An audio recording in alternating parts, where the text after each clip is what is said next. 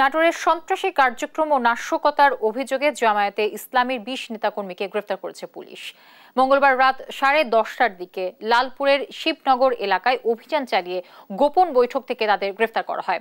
Police জানায়, তারা সরকার বিরোধী প্রচারণা, সন্ত্রাসী কার্যক্রম, রাষ্ট্রীয় সম্পত্তি ধ্বংস, দেশের মধ্যে ভীতি এবং আতঙ্ক সৃষ্টি ও নাশকতার উদ্দেশ্যে গোপন বৈঠক করছিল। এ সময় তাদের থেকে রাষ্ট্রবিরোধী বিপুল বই, লিফলেট, সদস্য সংগ্রহের চাঁদা আদায়ের রসিদ এবং লাঠি সোঁটা জব্দ করা হয়।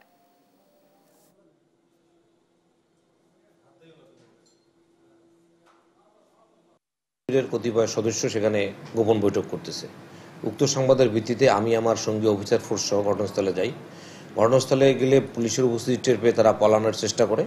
পলায়নকালে আমরা জামাত শিবিরের ২০ জন নেতাকর্মীকে আমরা হাতে নাতে গ্রেপ্তার করি এবং সেখান থেকে জামাত শিবিরের কিছু লিফলেট, কিছু লাঠিসোঁটা, লোহার রড এবং